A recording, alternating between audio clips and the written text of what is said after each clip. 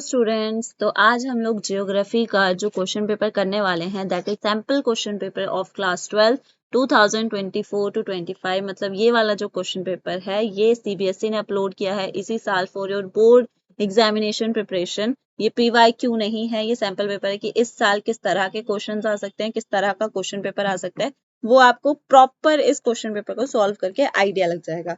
So let start. उससे पहले मैं आपको एक बात बोलना चाहूंगी कि जो बच्चे मुझसे कह रहे थे कि आपको पीडीएफ चाहिए या इसका पिक्चर्स चाहिए, तो मैं आपको एक चीज सजेस्ट करूंगी कि आप इस वीडियो में चलते चलते जब मैं क्वेश्चन पेपर को खोल रही हूँ, स्लाइड कर रही हूँ, आप उसी टाइम उसका स्क्रीनशॉट ले लो because it is sometime difficult to upload a PDF in description box. But I will try, if it will be uploaded then it's well and good. But अगर नहीं हो पाता है सो प्लीज आप ये वाला मेथड ट्राई करिए कि आप स्क्रीनशॉट ले लें एंड फिर ट्राई करें। सो क्वेश्चन नंबर 7, जियोग्राफी का जो हमारा ये क्वेश्चन पेपर है ये 70 मार्क्स का है। Let's move on to first question. आप एक क्वेश्चन को 2-3 बार पढ़िए ताकि आपको अच्छे से क्वेश्चन समझ आ जाए। Okay, so the human poverty index measures the shortfall on in human development on the basis of which parameters. तो इसमें पूछा गया है कि ह्यूमन पॉवर्टी इंडेक्स कौन कौन से पैरामीटर्स पर मेजर करता है कि ह्यूमन डेवलपमेंट हो रहा है या कितना हो रहा है। ठीक है, तो क्या क्या पैरामीटर्स हो सकते हैं, इनमें से कोई एक पैरामीटर है और 3 गलत दिए हुए हैं। So first choice is the adult literacy rate and the life expectancy at birth, access to resources in terms of purchasing power, the number of small children who are underweight, the number of children enrolled in the school. So इसका answer होगा the number of small children who are underweight. ठीक है, जब आप human poverty index के parameters पढ़ते हो तो उसमें ऑलरेडी ये दिया हुआ है। Now second question is most important question, और ये वही क्वेश्चन है जिसमें बच्चे सबसे ज्यादा कंफ्यूज होते हैं।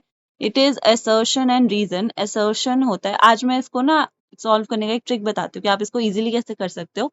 सो असर्शन होता है, ये एक स्टेटमेंट दिया होता है, या तो ये स्टेटमेंट सच हो सकता है या ये स्टेटमेंट झूठ हो सकता है। ठीक है, और इस स्टेटमेंट का रीजन दिया हुआ होता है, तो आपको बताना होता है कि क्या ये रीजन वैलिड है, मतलब क्या ये रीजन सही एक्सप्लेन कर रहा है या नहीं कर रहा है। सो सबसे पहले हम लोग पढ़ते हैं असर्शन कि क्या ये स्टेटमेंट सही है या गलत है।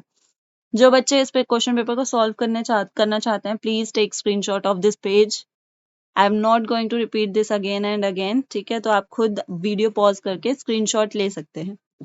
So let's start. Often smaller countries have done better than larger ones, and relatively poorer nations have been ranked higher than richer neighbors in terms of human development. तो इसमें बोला गया है कि जो छोटी कंट्रीज हैं, स्मॉलर कंट्रीज हैं, उन्होंने बड़ी कंट्री के मुकाबले में ज्यादा अच्छा किया है, और जो पुअर नेशंस हैं उनकी हाई रैंकिंग आई है rather than रिचर नेबर्स। ठीक है, ह्यूमन डेवलपमेंट की बात हो रही है। सो देखते हैं कि ये सच है या झूठ है, बट इसका रीजन दिया हुआ है। अब अगर आपको ये चीज जाननी है कि क्या ये एक्सप्लेनेशन सही है या क्या ये एक्सप्लेनेशन गलत है, तो आप इसके आगे एक छोटा सा वर्ड लगा के पढ़िए, बिकॉज। ठीक है, हम लोग यहाँ से स्टार्ट करते हैं। आई रीड अगेन एंड फिर देखते हैं कि फर्क पड़ा कि नहीं पड़ा। Relatively poorer nations have been ranked higher than richer neighbors in terms of human development because size of the territory and per capita income are not directly related to human development. Countries with higher human development are those where a lot of investment in social sector has taken place. So सोचिए इसका meaning क्या है और answer क्या होगा।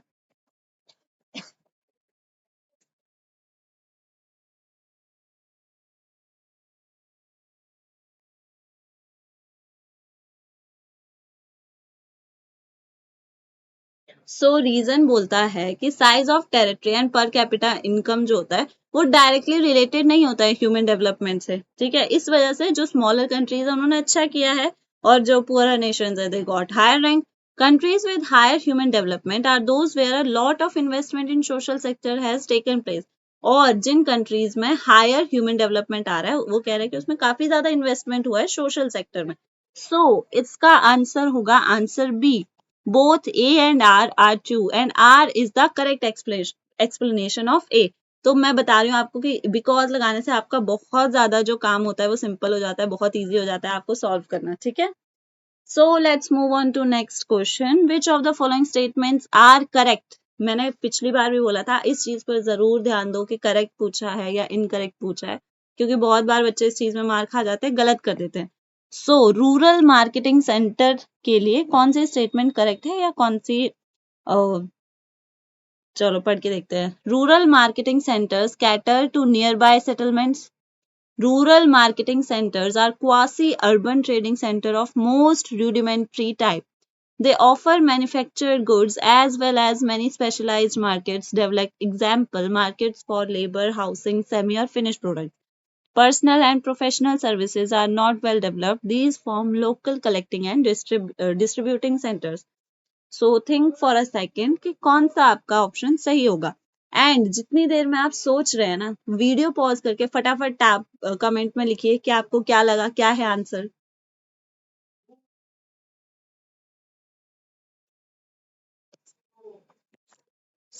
इसमें first second and fourth statement सही है। क्या ऑप्शन में फर्स्ट सेकेंड फोर्थ स्टेटमेंट है? हाँ है।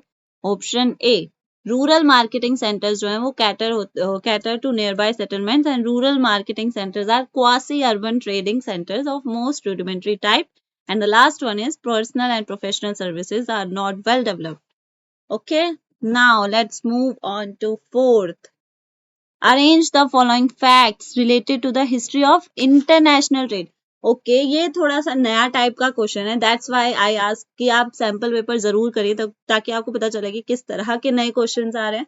मोस्टली ऐसे क्वेश्चंस हमें पॉलिटिकल और हिस्ट्री में देखने को मिलते हैं, बट इस बार हमें ये जियोग्राफी में भी देखने को मिला है। तो आपको इसे फैक्ट्स के अकॉर्डिंग अरेंज करना है सीक्वेंस में for history of international trade.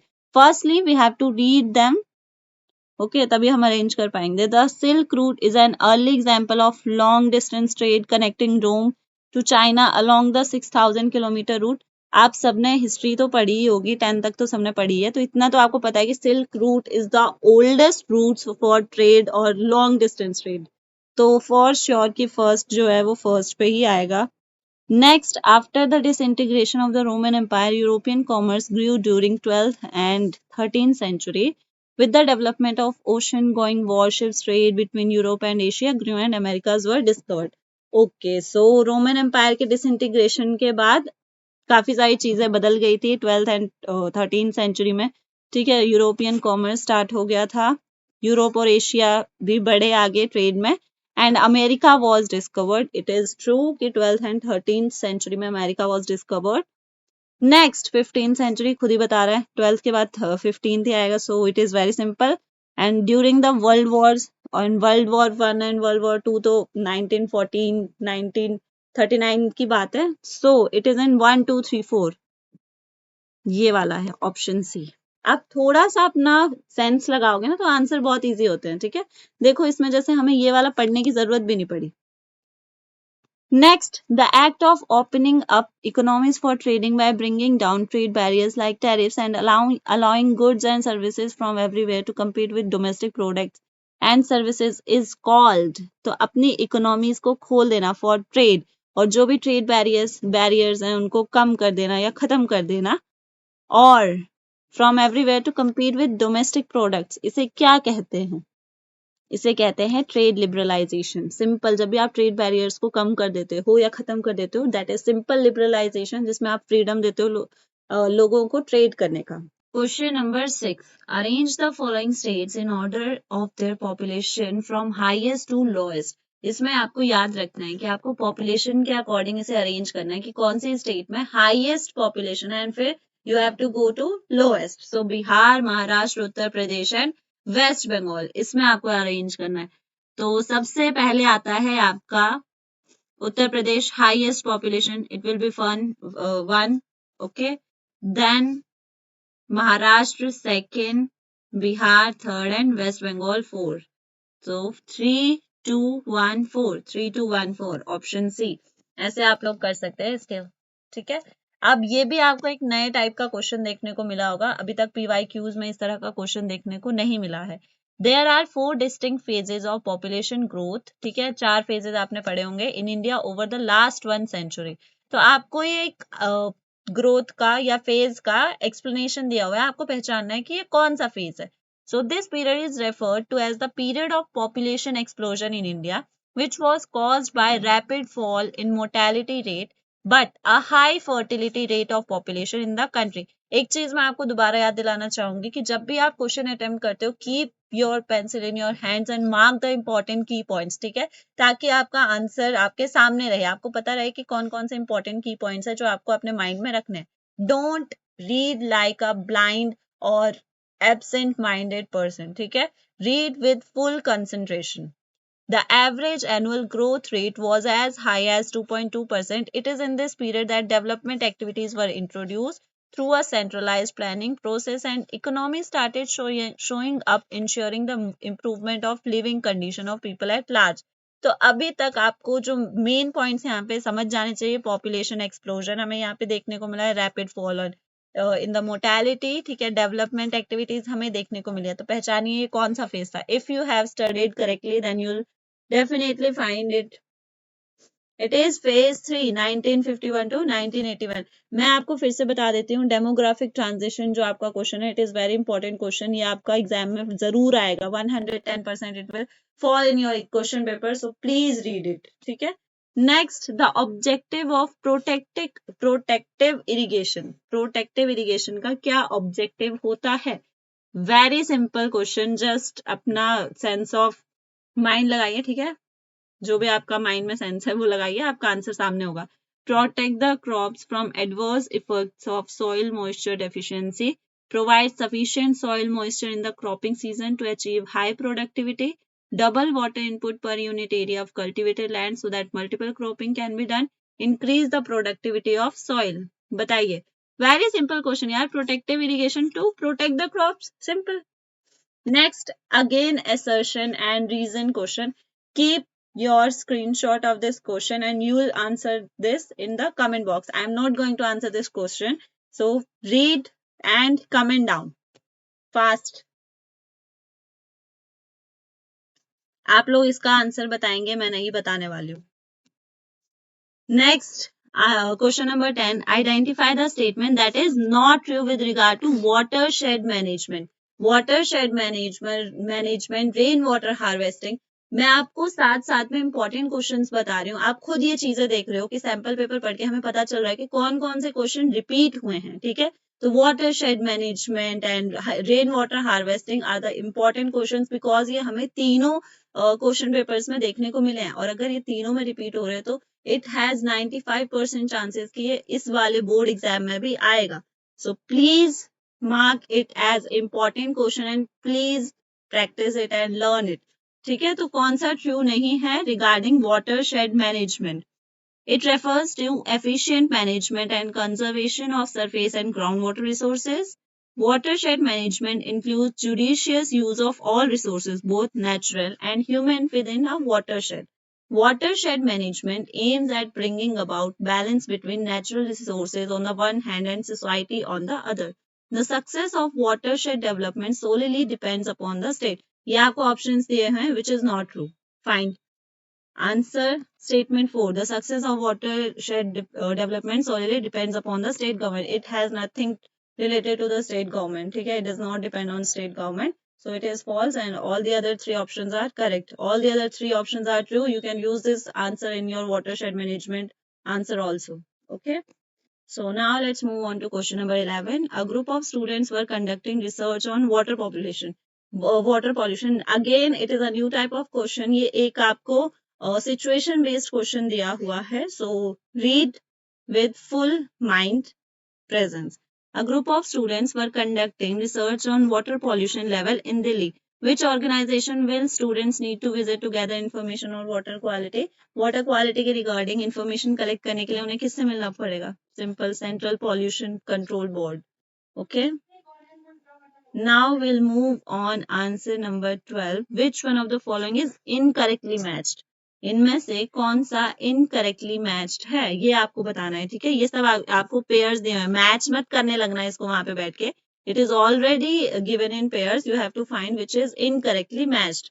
So let's read. West Bengal, ये आपको स्टेट का नाम दिया है, ये कोल माइनिंग सेंटर है, तो Raniganj West Bengal, Tamil Nadu Neyveli, Maharashtra Korba, Odisha Talcher. So which one is the incorrectly matched? It is option C. Now, question number 13. Satellite is mode of communication in themselves as well as they regulate the use of other means of communication. ठीक है, तो satellite is a mode of communication but other means of communication भी है. ठीक है, choose the correct satellite system used by India. India कौन से satellite system को यूज करता है? Very very important, very genuine question. ठीक है, और ये थोड़ा सा 12th के लेवल का क्वेश्चन है, नहीं तो अभी तक तो ऐसा लग रहा था जैसे 10th के बच्चों के लिए क्वेश्चन पेपर्स बनाए गए. So try to answer it कि कौन सा ऐसा सैटेलाइट है जिसे इंडिया यूज करता है? IRS, ISRO, INSAT, Indian regional navigation satellite system. It is IRS and INSAT. ठीक है, next answer number 14. Setu Bharatam परियोजना launched by Indian government aims to achieve. अच्छा, कुछ आपको ये परियोजनाएं और कुछ स्कीम्स भी पढ़ के जानी है. ठीक है, जैसे नीरू मीरू एक स्कीम हो गई एंड लास्ट क्वेश्चन पेपर में हमने एक जल क्रांति अभियान पढ़ा था, दैट इज इम्पोर्टेंट. ठीक है, तो इस तरह की आपको अलग अलग तरह की स्कीम्स पढ़ के जानी है. फर्स्ट, अब ये क्या एम करती है ये वाली scheme? Development of state roads along coastal border areas, the construction of about 1500 major bridges and 200 rail overbridges and rail underbridges, development of border roads, construction of more waterways. It is answer B. Now it is graph based question from 15 to 17. सी, आपको ये graph दिया हुआ है population in million and countries. ठीक है, ये आपको data दिया हुआ है कि कौन से देश की पॉपुलेशन कितनी है. Now you have to answer according to its question. So identify the highest populous country. सबको दिख रहा है, you have to answer according to this graph. तो सबको दिख रहा है कि कौन सी है most populous country. It is China. ये अंधों के लिए है, तो अंधे मत बनना. ठीक है, देख लेना आंखें खोल के. Identify the African country that has very high population. African country that has very high population. देखिए, it is Nigeria. Pakistan, Brazil, Mexico, ये तो अफ्रीकन कंट्री नहीं है. सिंपल सा आंसर था. Again for visually impaired candidates and you are not visually impaired. Which continent has the highest number of world's most populous countries? ऐसा कौन सा continent है जिसमें सबसे ज्यादा पॉपुलस कंट्रीज मौजूद है? थोड़ी सी बुद्धि लड़ाओ और आंसर दो.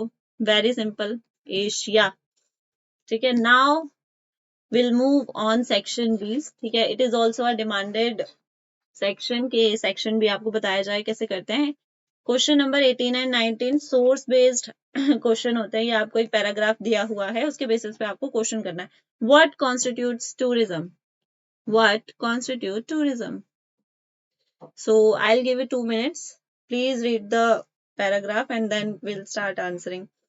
What constitutes tourism?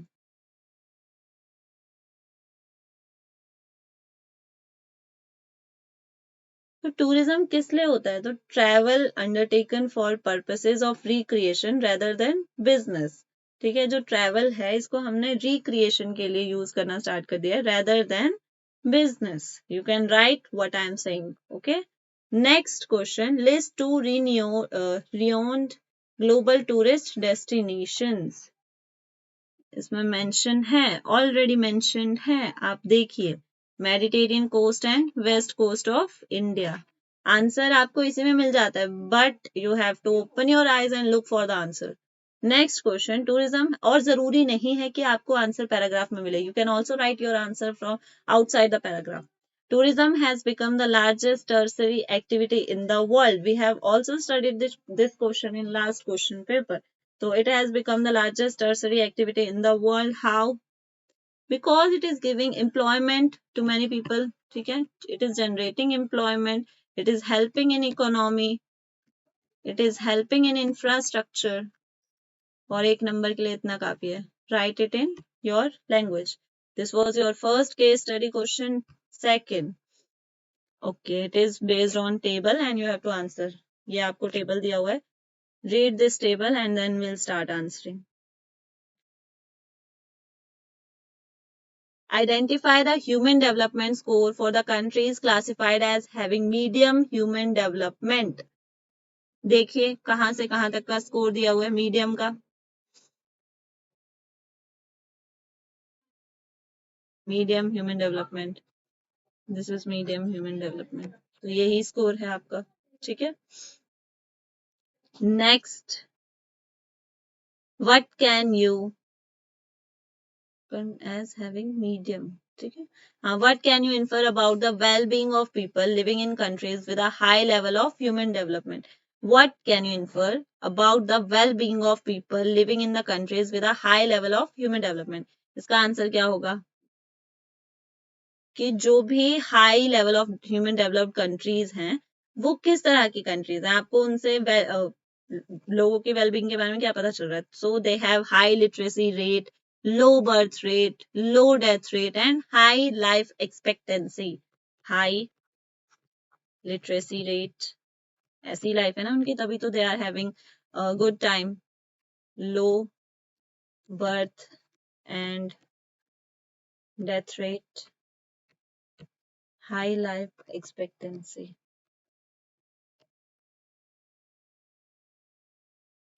And third, give reason for low level of human development in 33 countries. 33 countries में low level of development क्यों होगा? बहुत सारे reasons हैं. You can give thousands of reasons, ठीक है, क्योंकि बहुत सारी countries हैं, they spend more on their defense rather than social sectors, ठीक है, spend more on defense rather than social sectors. You can add next, ठीक है। और क्या होता है, पॉलिटिकल इंस्टेबिलिटी हमें देखने को मिलती है, पॉलिटिकल इंस्टेबिलिटी है बहुत सारे देशों में, सिविल वॉर्स चल रहे हैं, ठीक है, फैमीन है और बहुत सारे नेचुरल डिजास्टर्स हैं, डिजीजेस हैं। So these are the reasons for the low level of human development. Now very very important mark fetching questions, that is section C. First question, explain humanization of nature with the help of a real life example. मैं आपको last 2 question paper से यही question समझा रही हूँ। Now I am not going to answer this question because we have already discuss this question in the last 2 sample papers. और मैं आपको ये मार्क करवा दूं कि चैप्टर 1 से ये न्यू डिटर्मिनिज्म, पॉसिबिलिज्म, ह्यूमनाइजेशन, इन तीनों में से एक क्वेश्चन जरूर आएगा फॉर 3 मार्क्स, ठीक है। सो गो फॉर इट। आप लोग खुद देख रहे हैं, जो बच्चे लगातार सैंपल पेपर देख रहे हैं उन्हें खुद दिखाई दे रहा है कि ये बार बार क्वेश्चन आ रहा है, ठीक है। सो इसको आप खुद पढ़ लें, इतने समझदार आप हैं, मुझे आपको फोर्स ना करना पड़े। So this is the map of Suez Canal and you have to answer some questions on the basis of Suez Canal. I have already taught you that you have to learn some maps such as Suez Canal or Panama Canal or Trans-Siberian Railways or Canadian Railways. Please mark those maps in your mind. Just remember कि ये इनका ending points कहाँ हैं, ठीक है, कौन सी country के पास लाई करते हैं, इतनी 2-3 चीजें आपके लिए काफी होंगी, ठीक है। So name 2 seas connected by Suez canal. तो स्वेज कैनाल कौन कौन से सी को कनेक्ट करती है? So it connects Mediterranean sea and Red Sea. Second question, why do we consider this as Europe's gateway to the Indian Ocean? हम इसे क्यों consider करते हैं as an gateway to the Indian Ocean? Because this sea routes reduces direct distance between Liverpool and Colombo compared to the Cape of Good Hope route. मतलब ये काफी ज्यादा distance जो है वो कम कर देता है. It reduces distance. Simple. Write one characteristic of Suez Canal. There are many characteristics of Suez Canal. So, you can write first that it is about 160 kilometer. ठीक है? It is also its characteristic. ठीक है? 160 kilometer and 100 to 15 meter deep. It is and it is without locks. ठीक है? It does not have locks, whereas Panama Canal has many locks. Okay, and it can about 100 ships travel daily. ठीक है, ये भी इसका characteristic है, 100 ship travels daily. ठीक है, and which takes 10 to 12 hours to pass whole Suez Canal. ठीक है, again for visually अंधे लोगों के लिए प्रश्न, तो आप ना देखें, आप अंधे नहीं हैं. Now we'll move on question number 22. prepare a proposal for a smart city that integrates advanced technology to enhance urban living while prioritizing sustainability, cleanliness, and affordability. So you have to propose for a smart city. तो आप smart city में क्या क्या चीजें लगाना चाहेंगे जिससे आपकी सिटी और ज्यादा स्मार्ट हो जाए. सो आई एम राइटिंग की पॉइंट्स हेयर. सो आप लोग क्या लगा सकते हैं इसमें? Better infrastructural. ठीक है, बेटर इंफ्रास्ट्रक्चर आप इसमें लगा सकते हैं. ठीक है, better infrastructure and better services. Better services and vulnerable और लेस वल्नरेबल. मतलब थोड़ा सा ये नेचुरल डिजास्टर्स को झेल जाएं. ठीक है, अलग अलग तरह के, जैसे आपको पता ही होगा दिल्ली, बिहार, यूपी में अभी कल ही भूकंप आया था. सो ऐसी सिटीज बनाइए जो इस तरह के डिजास्टर्स को झेल जाएं. ठीक है, and focus on sustainable development. ठीक है, focuses on sustainable development. I hope you all know what is sustainable development. Sustainable development होता है आप अपनी रिसोर्सेज को इस तरह इस्तेमाल करें ताकि आपके आने वाली जनरेशन भी उन रिसोर्सेज को यूज कर सके. So here it is your answer number 22. Now we'll move on answer number 23.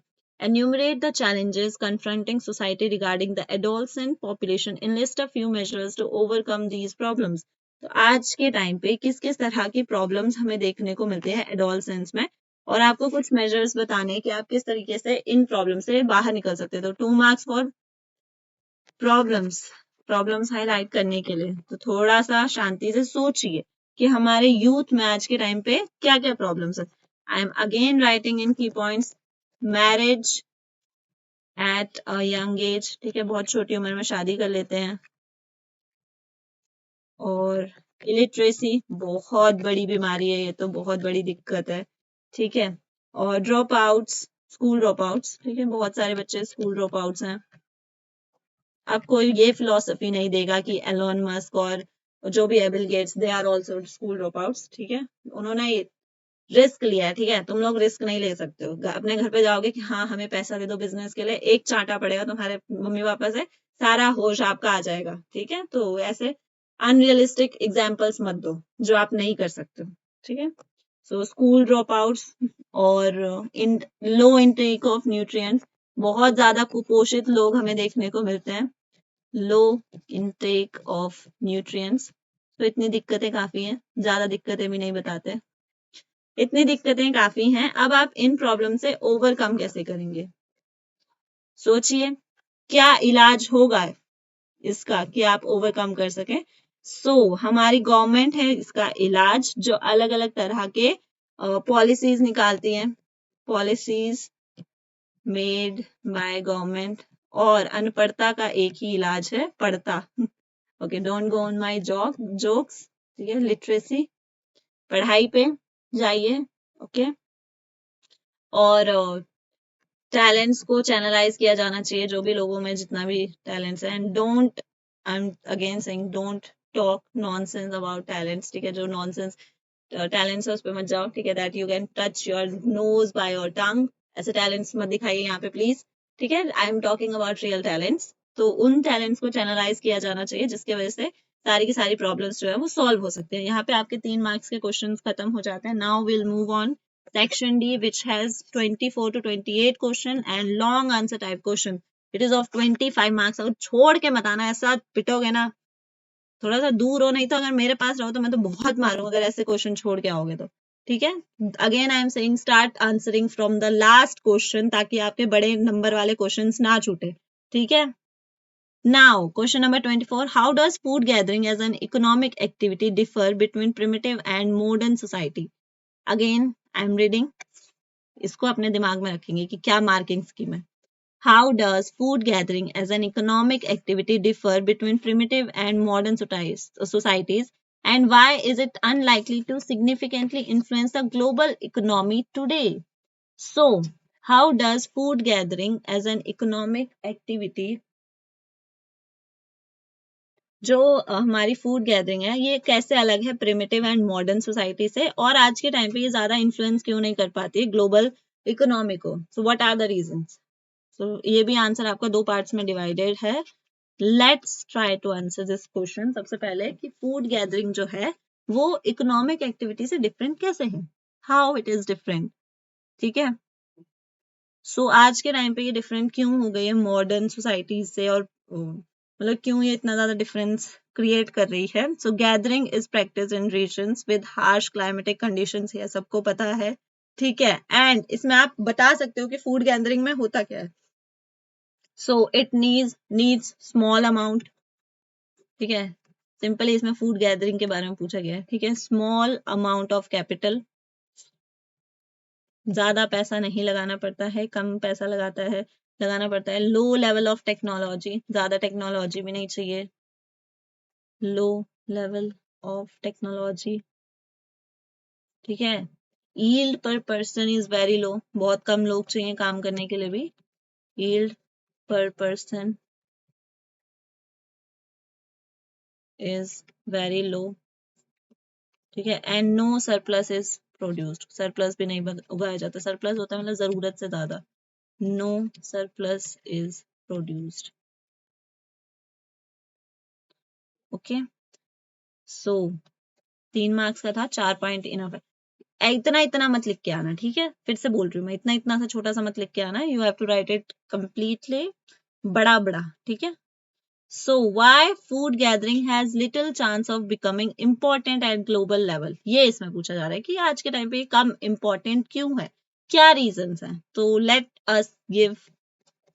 let's give 2 points for this. So gathering जो है वो आज के टाइम पे less important इसलिए है क्योंकि products of such an activity cannot compete in the world market. आज के टाइम पे जो food gathering के products है they can't compete ना in world market. Can't compete in world market. Okay. Second, आज के टाइम पे जो सिंथेटिक प्रोडक्ट्स होते हैं दे आर मोर चीपर, जिन्होंने रिप्लेस कर दिया. ठीक है. Synthetic products are more cheaper, और हर इंसान सस्ता ढूंढता है. ठीक है. Are cheaper, therefore they have replace the food products, और ये जो था. Okay. Now answer number 24. Assess the factors that contributed to the development of large scale industries all over the world. Answer number 25. Large scale industries जो हैं वो क्यों ज्यादा develop हुई हैं all over the world. What is the reason. First reason in technological advancement, ज्यादा technology हमें देखने को मिलती है. ठीक है. Technological advancement. Second point globalisation. आज के टाइम पे आप देख सकते हो टेक्नोलॉजी कितनी जल्दी एक जगह से दूसरी जगह फ्लो कर जाती है. ठीक है.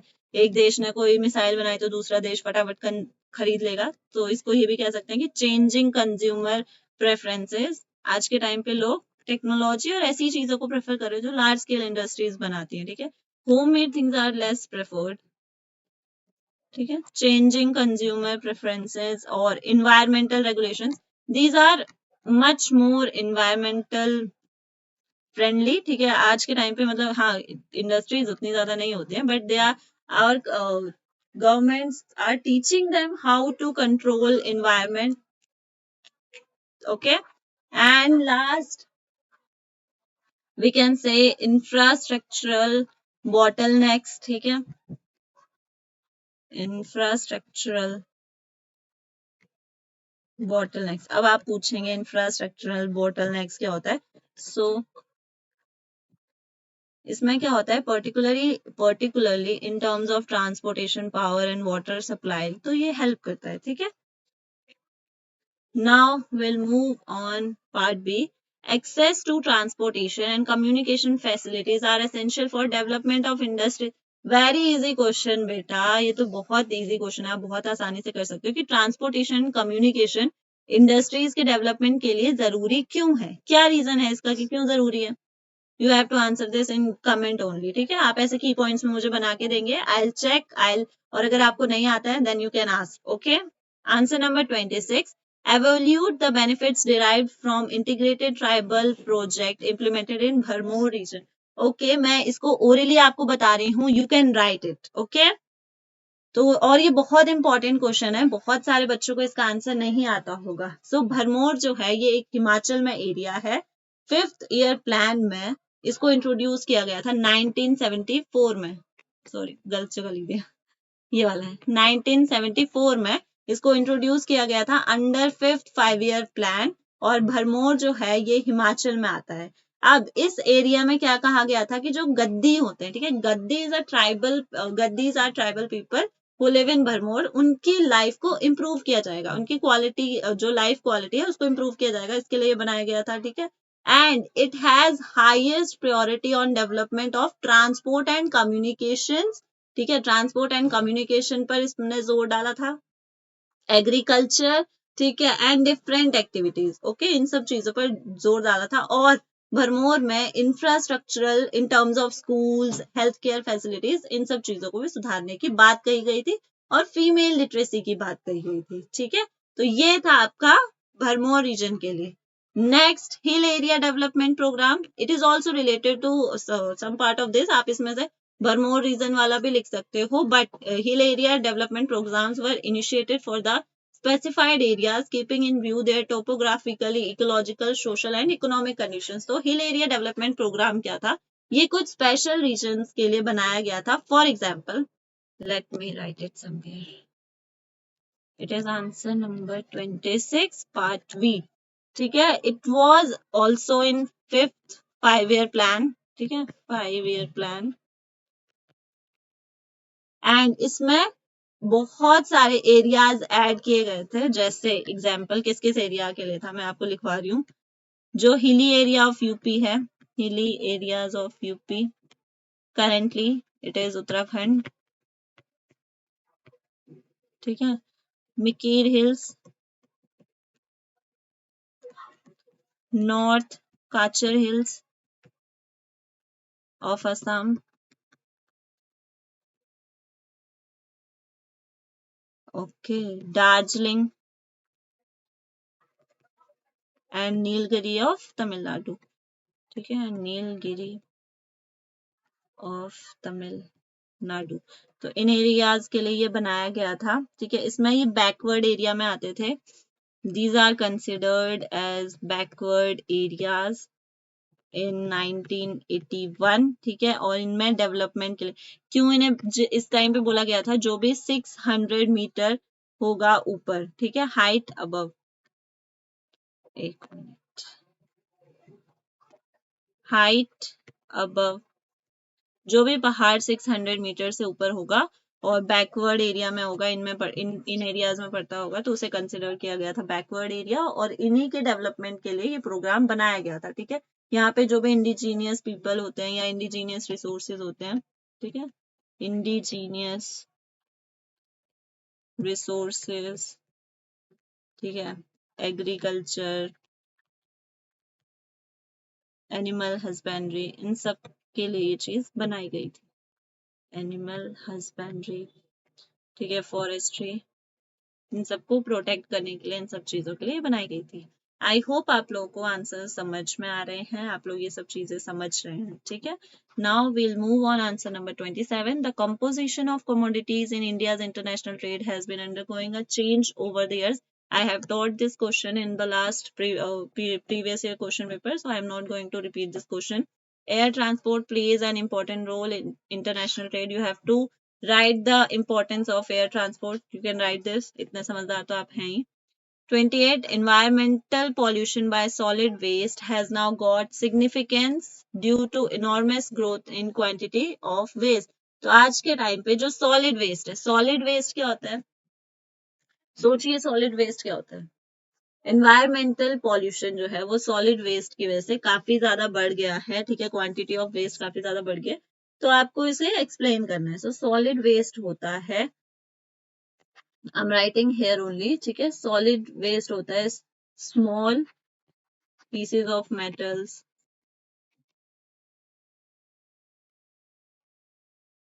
small pieces of metals, broken glassware और plastic containers, पॉलीथीन्स, ये सारे के सारे होते हैं सॉलिड वेस्ट। तो ये क्या होते हैं, ये सब के सब जो हैं आज के टाइम पे, इनको दो जगह से डिस्पोज किया जाता है। एक तो हाउस होल्ड से डिस्पोज किया जाता है और एक इंडस्ट्रीज से डिस्पोज किया जाता है। दोनों ही हमारे पब्लिक प्रॉपर्टीज पे डिस्पोज किए जाते हैं, जिसकी वजह से काफी ज्यादा पॉल्यूशन फैलता है। और कई बार रेन की वजह से, कई बार विंड की वजह से ये जो पॉल्यूशन होता है ये हमारे आसपास के एरिया में फैल जाता है, जिसकी वजह से हमें डिस्कम्फर्ट और डिफरेंट काइंड ऑफ डिजीजेज और पॉल्यूशन ये सब चीजें देखने को मिलती है। अगर इंडस्ट्रीज का वेस्ट पानी में मिल जाए तो वाटर पॉल्यूशन हो जाता है, ठीक है। तो ये इसका आंसर होगा।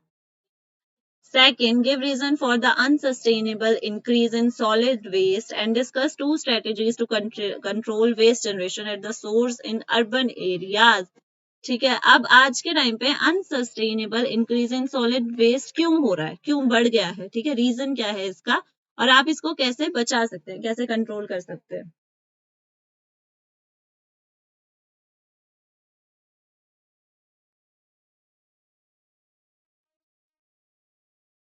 तो इसमें वही आपका जो मैंने ऊपर बताया आधा तो वही हो जाएगा, unsustainable increase in solid waste की वी आर नॉट अवेयर, ठीक है, we do not care about our environment, we have lack of sensitivity, ठीक है, lack of knowledge, we are illiterate people. तो ये सब रीजंस होते हैं। अब इसको बचाया कैसे जा सकता है, ठीक है, आप क्या चीजें कर सकते हो। तो आप सबसे पहले तो ये कर सकते हो इंसेंटिव स्कीम्स, आप कुछ स्कीम्स निकालिए, ठीक है, यहाँ पनिशमेंट लगा दो या फिर फाइन लगा दो, ओके, ये चीज आप कर सकते हो। या एक्सटेंडेड प्रोड्यूसर रिस्पॉन्सिबिलिटी की जो भी बनाया जा रहा है उसको दोबारा रिसाइकल करो, रिसाइकल भी हो सकता है, तो इस तरीके से आप इस पे कंट्रोल कर सकते हो। और फिर आपका हो चुका है 28 तक। Again 29 and 30 are map based question, so आप ये कर सकते हैं खुद से। ये देखिए, आपको मैं टाइम दे रही हूँ, आप स्क्रीनशॉट ले लो, ठीक है, कि मैप पे किस किस तरह के इंपॉर्टेंट क्वेश्चंस आ रहे हैं। You can attempt these questions. ये भी है 30th क्वेश्चन, अंधों वाला मत देखना, again I am saying.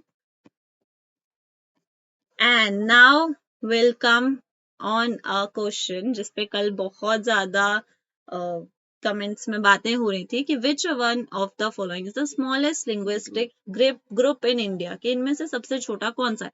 Now let me clear कि जब भी आपको ऑप्शंस दिए होते हैं ना, जैसे फॉर एग्जांपल आपका कंफ्यूजन था Dravidian, Sino Tibetan and Austric के ऊपर, ठीक है।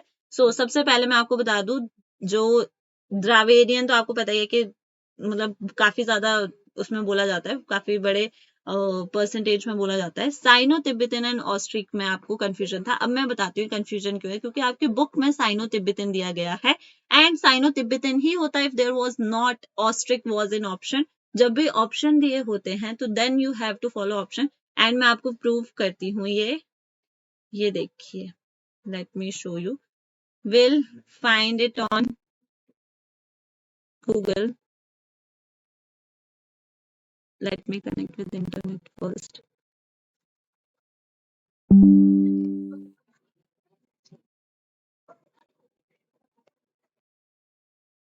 So यहाँ देखिए, this is your question, let me, ये आपका पूरा का पूरा क्वेश्चन है। विच ऑफ द फॉलोइंग, मैंने पूरा कॉपी पेस्ट करके डाला हुआ है, ये देखिए answer. According to the most linguistic classification the smallest linguistic group in India is Austric. According to Google it is Austric, ठीक है। बट आप, मुझे पता है आप लोग क्यों कंफ्यूज हो रहे हो, क्योंकि आपकी बुक में साइनो तिब्बतन दिया है and it is not wrong. अगर आपको ऑप्शन में ऑस्ट्रिक नहीं दिया होगा तो आप प्लीज साइनो तिब्बतन ही करें। And again I am saying it is just one question, don't stick around it. आप बाकी प्रिपरेशन भी करो बच्चों, ठीक है, don't stick to this, okay. Now अब आपकी बात आती है सिलेबस की, कि कुछ बच्चे सिलेबस भी पूछ रहे थे, तो यहाँ पे देख लो 2024-25 का सिलेबस है जियोग्राफी का। I am going to open this PDF and make you read.